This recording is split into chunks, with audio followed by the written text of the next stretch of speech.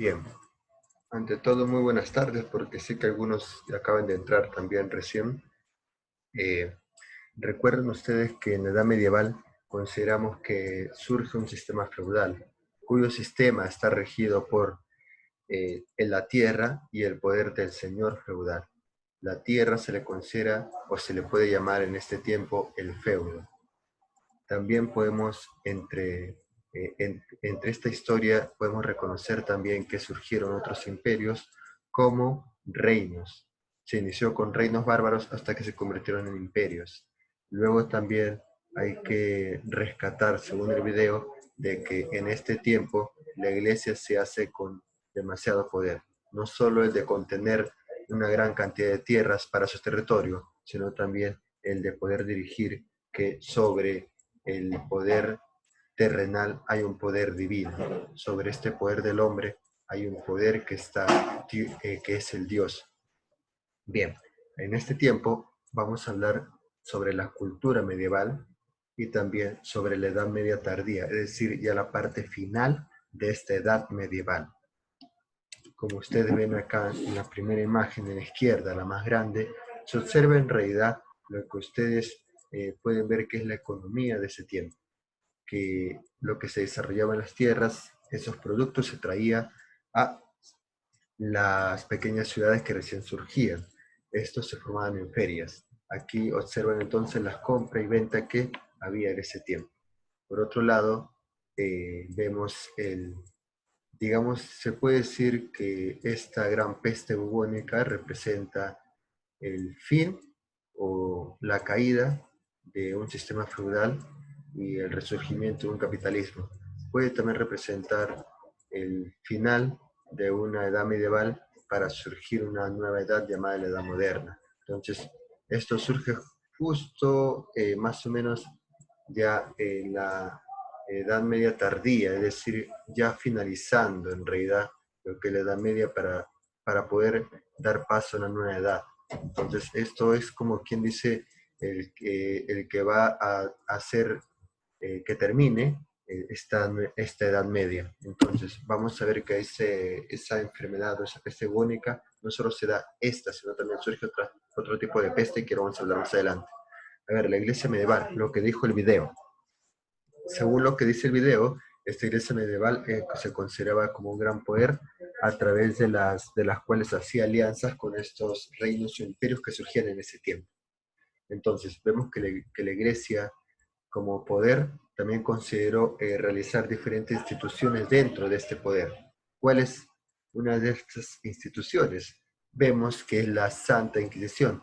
Acá, no sé si ustedes leen, dice Santa Inquisición, debe ser Santa Inquisición, me he equivocado en esa escritura.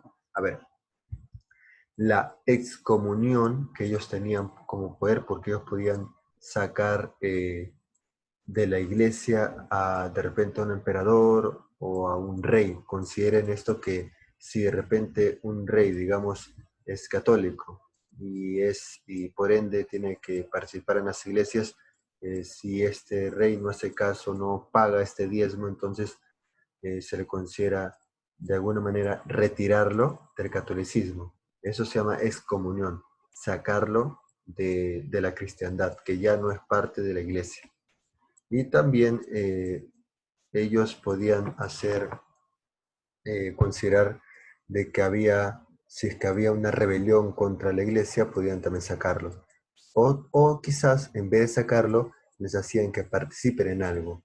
Ese algo más adelante se llamaría lo que es las cruzadas, que se va a hablar de otra semana también. A ver, bien, como ustedes ven acá es un tema en el cual sucedió en la iglesia. ¿Cuáles son? Tres cosas importantes. Uno, más o menos iniciando lo que es el segundo milenio, es el cisma del Oriente, donde se enfrentaron el imperio bizantino, ya el obispo de Bizancio, con el papa de ese tiempo, que era el papa León IX, que lo que tendría que verse acá es el conflicto que tuvieron ellos en lo que es la creencia, porque se decía de que, bueno, se dice en este caso en la Iglesia Católica, que Jesús, el Espíritu Santo y Dios son parte de uno solo, ¿ya?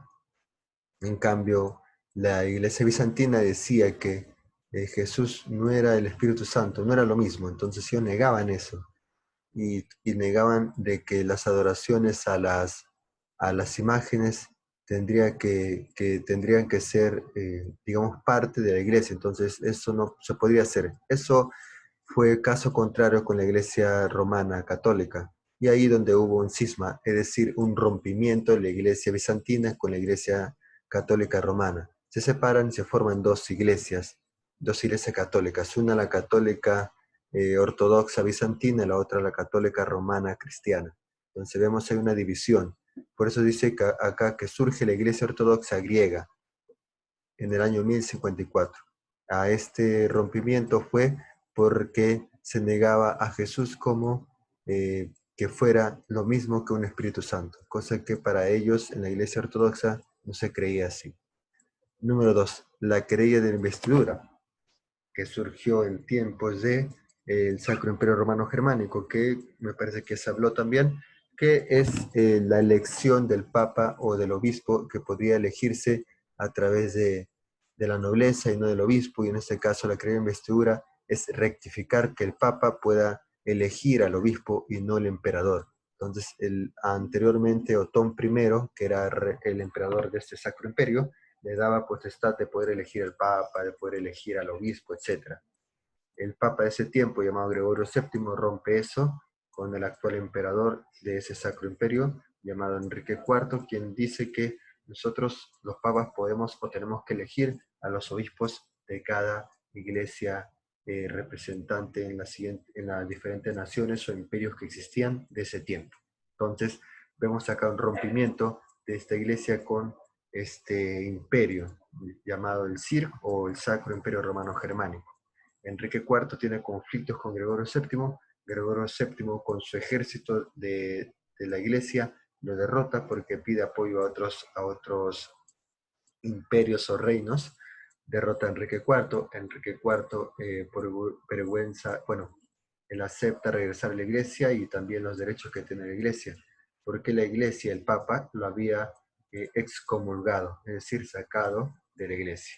Bien, más adelante esto va a terminar entonces con el triunfo del Papa Gregorio VII y con la aceptación de la querella y la investidura, donde se rectifica con el hijo de Enrique IV, es decir, Enrique V, ¿ya?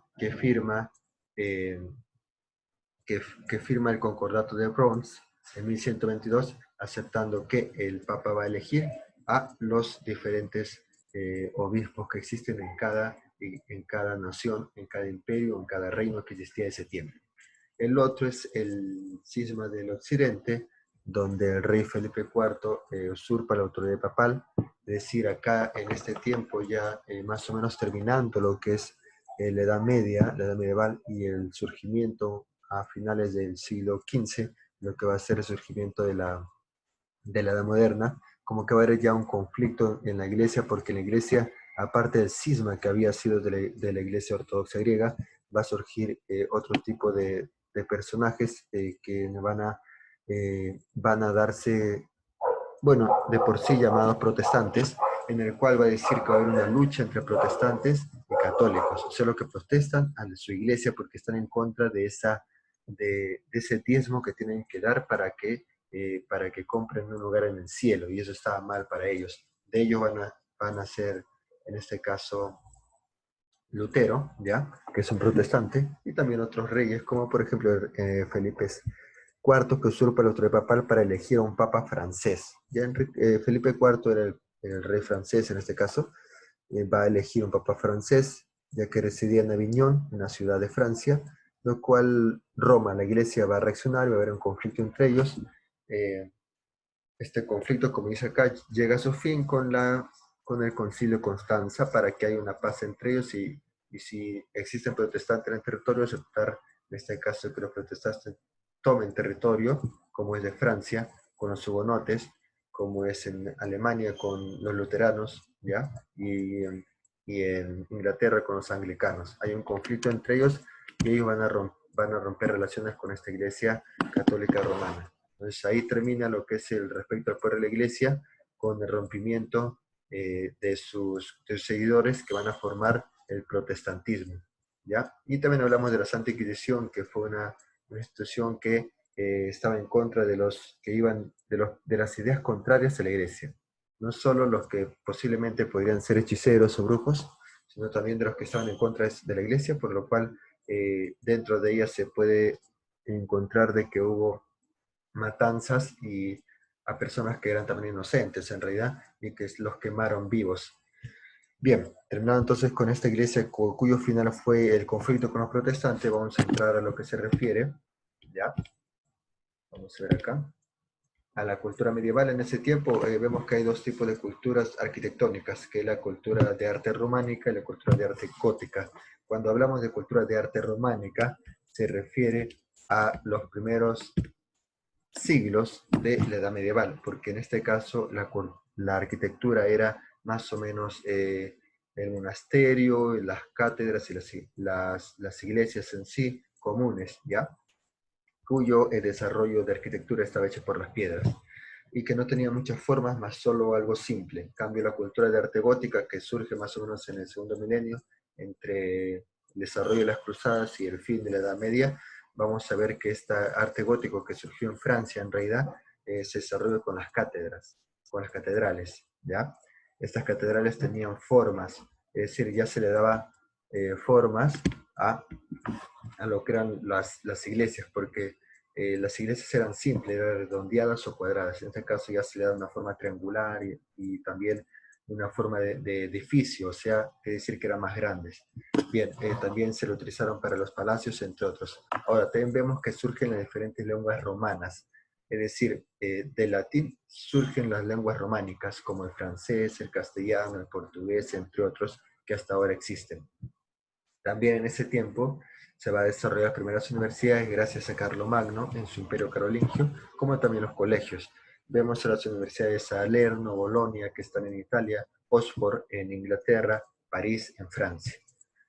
Y también vemos el desarrollo de la narración, como la poesía y la literatura. Vemos el desarrollo del cantar de Gester, que ustedes van a hablar en literatura seguro, y los trovadores y juglares, que vienen a ser los que expresan estas poesías. También hemos observado que las figuras humanas como que comienzan a dar importancia junto con la divina, cosa que esto ya va a ser de mayor importancia, de mayor centralización, donde el hombre va a ser importante y va a ser con la edad moderna. Y por último también vemos las pinturas, que es normalmente o mayormente un carácter religioso, que surgen eh, en Italia y luego en Flandes, que es el norte de Italia también, ¿no? Bien, entonces vemos también otros científicos, que pocos fueron los científicos en ese tiempo, ya que la iglesia preponderaba con su poder. Vemos a Rogelio Bacon y a Adelardo de Bat, que hablan más sobre la filosofía y las matemáticas. Bien, a ver, seguimos y continuamos. El renacimiento comercial. Causas, producción agrícola. Tenemos una gran producción agrícola porque se usa la tierra como tal, ¿ya? Y esta producción va a hacer que haya una ventas en las ciudades o pequeños pueblos que recién surgían como ciudad. En consecuencia surgen los mercaderes y las ferias. Las ferias que eran pequeñas y grandes, ferias pequeñas llamadas comercio local, que era de campo a la ciudad, es decir, del campo llevan los productos a la ciudad. Y luego tenemos el comercio internacional que se lleva hacia otras ciudades, en realidad, otros países fuera de esta ciudad, perdón, fuera de este país de Italia, donde se inició todo. Tenemos Venecia, Génova, Pisa, Flandes, que vienen a ser ciudades importantes de Italia en este caso, ya que fueron las principales ferias a nivel internacional, donde tenían que venir de repente mercaderes de Francia, mercaderes de España, mercaderes de Holanda, mercaderes de Bizancio, venían hasta estas ciudades importantes que era el comercio para todas ellas.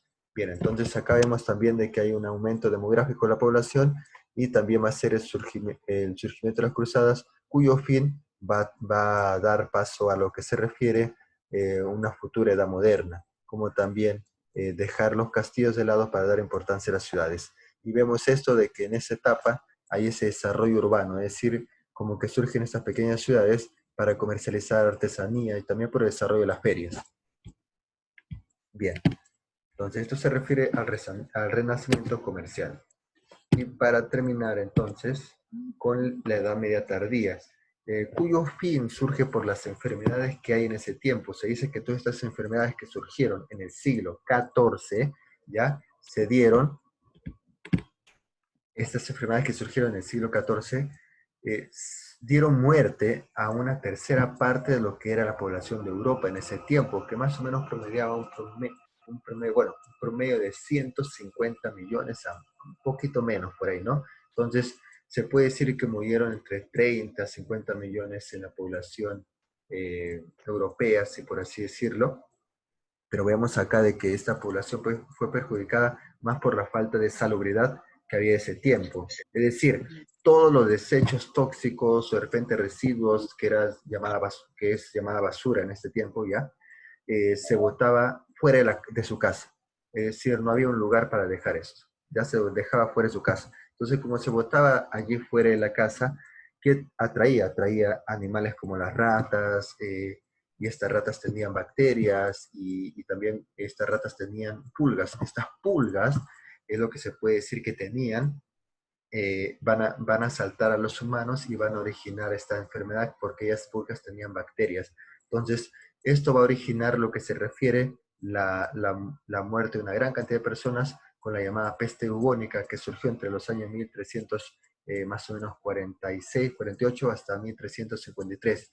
Y entre otros va a surgir otro tipo de enfermedades como la gripe, la viruela y la cólera, que en ese tiempo en realidad no había cura. Entonces la gente moría por fiebre, la gente mayormente moría por esa fiebre y por las picaciones que tenían de las pulgas que tenían estas ratas. Entonces, esta falta de salubridad que había en ese tiempo va a originar la muerte de millones de personas en realidad, ¿ya? Y después, después va a originar la crisis económica, porque no había gente para trabajar en las tierras. ¿Qué vamos a hacer? Va a haber una crisis económica. Es decir, la gente de,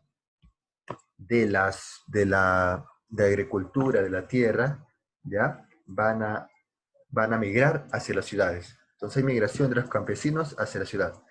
Y a nivel político, bueno, la tierra que era encargada por los señores feudales, con sus castillos grandes, bueno, la gente va a querer formar una identidad, no solo un castillo, sino una nación. O sea, van a querer buscar la identidad de nación, la idea de nación, de un país, de pertenecer a un lugar, no solo a un castillo. Entonces, esto va a hacer de que todas ellas dejen de lado el sistema feudal y comience un sistema mercantil, un sistema capitalista, donde va a haber una identidad de nación, una identidad de monarquía, más que de un sistema feudal. Bien, entonces, con esto vamos a terminar con el fin de la edad medieval para dar un paso a una nueva edad. Por eso se llama edad moderna, porque es una edad distinta a la que tenían ellos, y esta distinción lo van a llamar ellos como algo moderno, algo distinto, algo nuevo. ¿Gracias a qué? A las ideas de nación, de identidad de nación, y al surgimiento de estas enfermedades que mataron a millones de personas en ese tiempo en Europa con una parte de Asia. Se dice que, por ejemplo, la bubónica surge en China, ya eso es cierto, y que fue trasladada a través del Camino de la Seda hasta Constantinopla y luego llegar a Italia y a toda Europa. Bien, y para eso entonces vamos a dar paso a un nuevo video. Con esto entonces terminamos el tema. Gracias por su participación en este caso, chicos. Cerramos esto.